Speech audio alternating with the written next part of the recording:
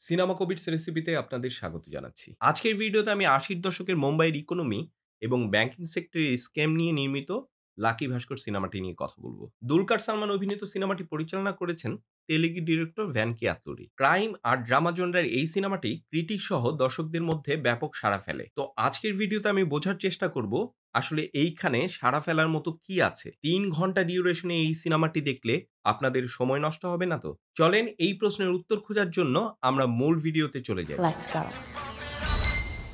Lucky ভাস্কর একটি period drama. ১৯৮৯ থেকে ১৯৯২ সালে একটা স্ক্যামের কারণে ভারতের ইকোনমিতে একটা ব্যাপক আঘাত আসে। এর মূলে ছিল মুম্বাইয়ের শেয়ার বাজারের স্টক হোল্ডার হর্ষদ মেহতা। তাকে বলা হতো বিগ বুল অব দালাল স্ট্রিট। আপনারা যারা জনপ্রিয় ওয়েব সিরিজ স্ক্যাম 92 দেখেছেন তারা জানেন হর্ষদ মেহতা সম্পর্কে। সেই স্ক্যামের ঘটনাটা লাকি ভাস্কর সিনেমার ব্যাকড্রপ হিসেবে ব্যবহার হয়েছে। সিনেমার ডিরেক্টর খুবই সচেতনভাবে স্ক্যাম 92 ঘটনাটাকে আড়াল করে আমাদের সামনে তুলে ধরেন ভাস্কর কুমারের গল্পটা, যে চরিত্রে দুলকার সালমান অভিনয় করেছেন। ভাস্কর কুমার মুম্বাইয়ের একজন মধ্যবিত্ত ব্ল্যাঙ্ক ক্লার্ক। প্যারালাইজ বাবা, স্ত্রী, পুত্র, ভাই বোন নিয়ে অনেক কষ্টে তার সংসার চলে। তার উপর আছে ঋণের বোঝা। যে ব্যাংকে কাজ করে সেখানে যোগ্যতা থাকা সত্ত্বেও অফিস পলিটিক্সের কারণে তার প্রমোশন হয় না। সবকিছু মিলিয়ে ব্যর্থ জীবন। পরবর্তীতে সংসারের সচ্ছলতার জন্য সে হর্ষদ মেহতার স্ক্যামের সাথে যুক্ত হয়। তার এই উচ্চাভিলাষ আর লোভ তাকে কোথায় নিয়ে যায় তাই আমরা লাকি ভাস্কর সিনেমায় দেখতে পাই। जो भी खरीदना है खरीद लो। इतने पैसे कमाए हैं मैंने। লাকি ভাস্কর সিনেমার ন্যারেটিভের একটি ইন্টারেস্টিং বিষয় হচ্ছে তার ফোর্থ ওয়ালকে ভেঙে দেয়া। বেরটোল ব্রেক্টের নাটকে আমরা এমনটা দেখতে পাই, যেখানে চরিত্ররা সরাসরি দর্শকদের সাথে কথা বলে। দর্শক আর চরিত্রের মধ্যে যে ইনভিজিবল ওয়াল থাকে সেটা ভেঙে যায়। সিনেমায় ফরাসি পরিচালক গদার যেটা শুরু করেছে। Si vous n'aimez pas la mer, vous n'aimez pas la montagne. Indian পরিচালক মৃণাল সেনও তার সিনেমায় এই টেকনিকটা প্রয়োগ করে। অভিনেতা বলতে যা বোঝায় আমি তা নই, আমি স্টার নই, আমার নাম রঞ্জিত মল্লিক। আমরা লাকি ভাস্কর সিনেমা জুড়ে দেখি এই কৌশলের ব্যবহার, যা আমাদের গল্পের সাথে যুক্ত করে, কৌতূহলী করে।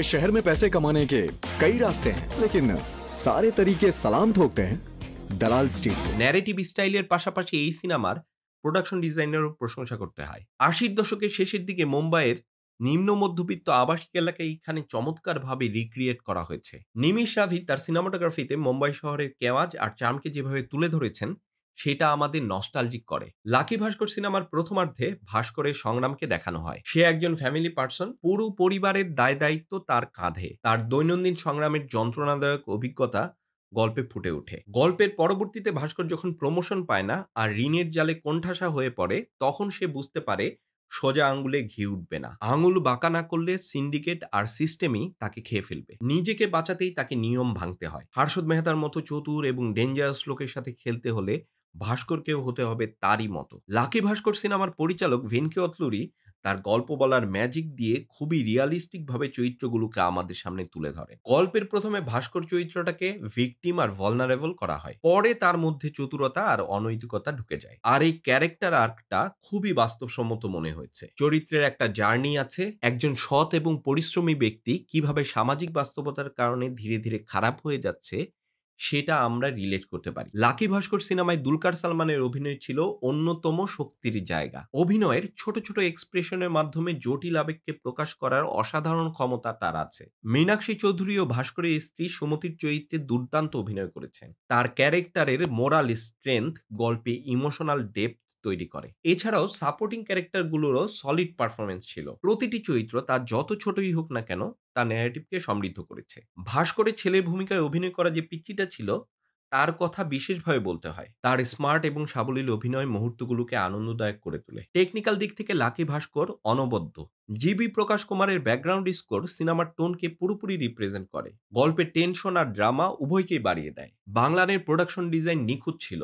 ৮০ দশকের শেষের দিকে মুম্বাইয়ের ভাইব পর্দায় খুবই বাস্তবসম্মতভাবে তুলে ধরা গেছে। তবে সিনেমাটি একেবারে ত্রুটিমুক্ত না। কিছু দৃশ্য, বিশেষ করে চেকপোস্টের সিনে যে হিউমারের প্রচেষ্টা সেটা অসামঞ্জস্য মনে হয়েছে। না থাকলেও হইতো। দ্বিতীয় অর্ধে গল্পের গতি স্লো মনে হয়েছে, আরো টাইট হতে পারত। তো এইরকম ছোটখাটো কিছু বিষয় ছাড়া লাকি ভাস্কর অনবদ্য। লাকি ভাস্কর সিনেমার অন্যতম আকর্ষণীয় দিক হলো মানুষের নৈতিকতার বিষয়টাকে এক্সপ্লোর করা। ভাস্করের জার্নিটা আমাদের নৈতিক মূল্যবোধ এগুলো নিয়ে প্রশ্ন তুলে।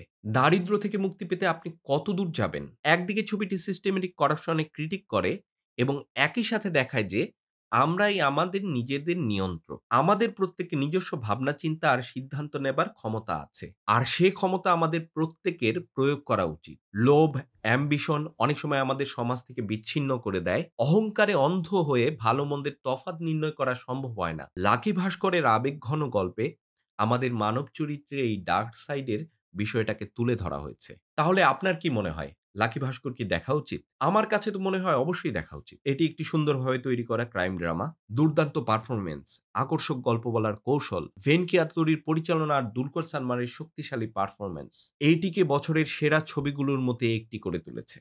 যদি আপনি নস্টালজিক টাচের সাথে গ্রিপিং ড্রামার ভক্ত হন, তবে লাকি ভাস্কর আপনার জন্য। আর যদি আপনি ক্রাইম থ্রিলারের প্রতি আগ্রহী নাও হন, তবুও সিনেমার আবেগঘন মুহূর্তগুলো আপনাকে আলোড়িত করবে এই আশা করি। रुकना कब है ये सबसे जरूरी है।